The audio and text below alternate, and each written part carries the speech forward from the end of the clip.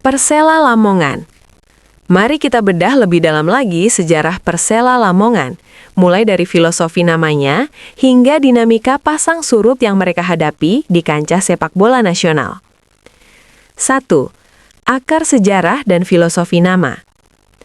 Persela didirikan pada 18 April 1967. Nama Persela merupakan singkatan dari Persatuan Sepak Bola Lamongan. Pada masa awal, klub ini didirikan bukan untuk ambisi komersial, melainkan sebagai alat pemersatu pemuda di Lamongan melalui olahraga. Julukan Laskar Joko Tingkir diambil dari tokoh historis legendaris, yakni Mas Karebet atau Joko Tingkir, yang merupakan pendiri Kesultanan Pajang.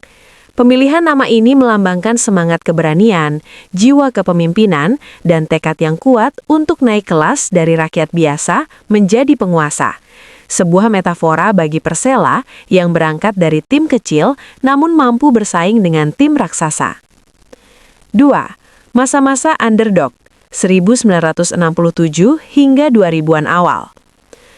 Selama lebih dari 3 dekade pertama, Persela hanyalah tim regional yang jarang terdengar di level nasional. Mereka bermain di kompetisi amatir perserikatan. Namun, fondasi klub mulai diperkuat pada akhir 90-an.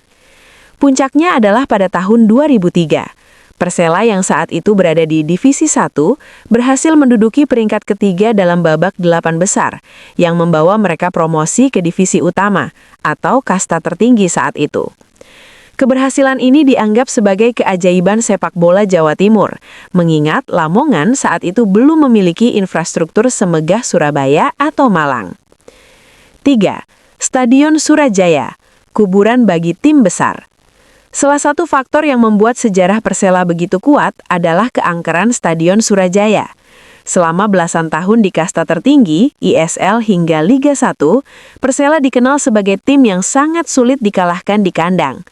Dukungan dari El Amania berdiri tahun 2001 dan kemudian munculnya kelompok Curva Boys 1967 menciptakan atmosfer yang mengintimidasi lawan. Banyak tim bertabur bintang yang pulang dengan tangan kosong setelah bermain di Lamongan. Hal ini memunculkan julukan tambahan bagi mereka sebagai tim pembunuh raksasa. 4. Konsistensi dan pengelolaan pemain.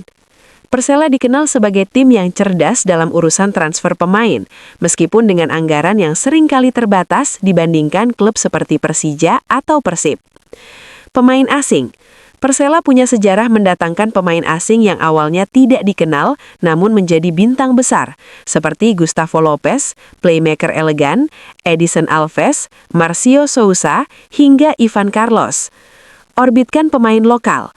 Banyak pemain nasional yang namanya besar di Persela atau merupakan putra daerah asli, seperti Samsul Arif, Fahmi Al-Iyubi, dan tentu saja Sadil Ramdhani. 5. Tragedi 15 Oktober 2017, kehilangan sang legenda. Sejarah Persela tidak akan pernah lengkap tanpa menyebut Khairul Huda. Ia adalah simbol loyalitas tertinggi, bergabung sejak 1999 dan tidak pernah pindah klub hingga akhir hayatnya, 2017. Kepergiannya saat bertanding melawan Semen Padang di Stadion Surajaya menjadi berita internasional, disorot oleh FIFA dan media dunia. Ia bukan sekedar pemain, tapi adalah jiwa dari Persela. Penghapusan nomor punggung 1 adalah bentuk penghormatan yang belum pernah diberikan kepada pemain lain di klub tersebut. 6. Masa transisi dan degradasi 2022.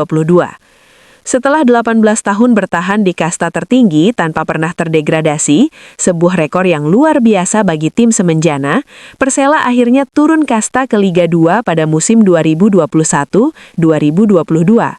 Faktor pandemi, perubahan regulasi, dan performa tim yang menurun menjadi penyebab utama.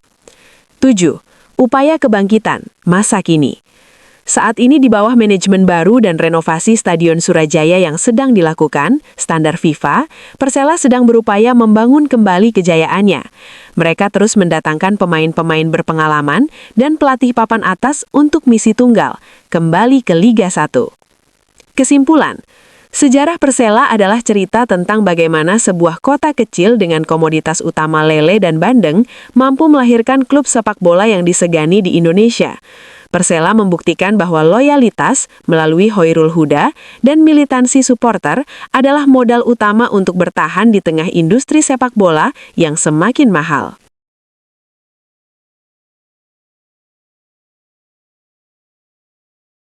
Supporter Persela Lamongan.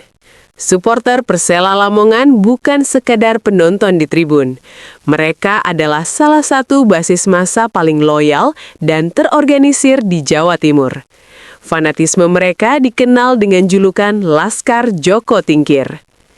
Berikut adalah penjelasan lengkap mengenai profil, sejarah, dan karakteristik supporter Persela Lamongan. 1. Kelompok supporter utama. Secara garis besar, pendukung Persela terbagi menjadi dua kelompok besar yang berbeda gaya namun tetap satu tujuan. La Amania, Lamongan Asli Mania. Berdiri 18 Januari 2001. Karakter, merupakan kelompok supporter tertua dan terbesar.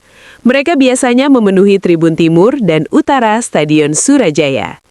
Identitas, identik dengan warna biru muda sesuai jersey utama Persela, dan sering membawa spanduk bertuliskan nama Korwil atau koordinator wilayah masing-masing.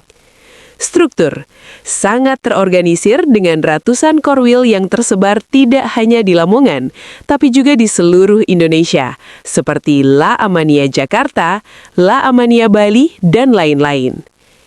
Kurva Boys 1967. Karakter, mengadopsi kultur ultras dari Italia. Mereka biasanya menempati tribun selatan atau Kurva Sud. Ciri khas, selalu berdiri sepanjang pertandingan, menyanyikan chant tanpa henti, dan sering menampilkan koreografi visual yang kreatif, seperti kertas atau choreo sheet, atau bendera raksasa, giant flag. Semboyan, salah satu tagline mereka yang terkenal adalah Keep the Faith. 2. Karakteristik dan loyalitas. Supporter Persela memiliki beberapa ciri khas yang membuat mereka disegani di kancah sepak bola nasional. Loyalitas tanpa batas. Persela sempat mengalami masa sulit hingga turun ke Liga 2. Namun dukungan supporter tidak luntur. Mereka tetap memenuhi stadion meskipun tim tidak berada di kasta tertinggi. Hubungan harmonis. Secara umum, La Amania dan Kurva Boys dikenal sebagai supporter yang cukup dewasa dan jarang terlibat kerusuhan besar dengan kelompok supporter lain. Mereka memiliki hubungan baik dengan mayoritas supporter di Jawa Timur maupun luar daerah. Stadion Surajaya sebagai angker. Berkat intimidasi positif berupa nyanyian dan dukungan penuh, Stadion Surajaya dikenal sebagai tempat yang sulit bagi tim lawan untuk mencuri poin. Penghargaan. Eksistensi mereka diakui secara nasional. La Amania pernah beberapa kali dinobatkan sebagai supporter terbaik di Indonesia. Salah satunya pada ajang Indonesia Super League atau ISL 2008-2009. Penilaian ini didasarkan pada kreativitas, sportivitas, dan loyalitas mereka dalam mendukung tim baik saat laga kandang maupun tandang. Tragedi dan penghormatan, Choirul Huda. Hubungan supporter Persela dengan pemain sangat emosional, terutama terhadap mendiang Choirul Huda. Kiper legendaris yang hanya membela Persela sepanjang kariernya, One Man Club, ini dianggap sebagai pahlawan oleh supporter. Setiap menit ke-44 atau usia meninggalnya Huda, supporter sering memberikan tepuk tangan atau nyanyian khusus sebagai bentuk penghormatan. Nomor punggung 1 telah dipensiunkan oleh klub atas desakan dan bentuk cinta supporter. Catatan penting, militansi supporter Persela juga terlihat bagaimana mereka tetap menjaga ekonomi lokal setiap kali ada pertandingan. Ribuan orang dari pelosok desa di Lamongan akan datang ke kota, menghidupkan UMKM dan pedagang di sekitar stadion.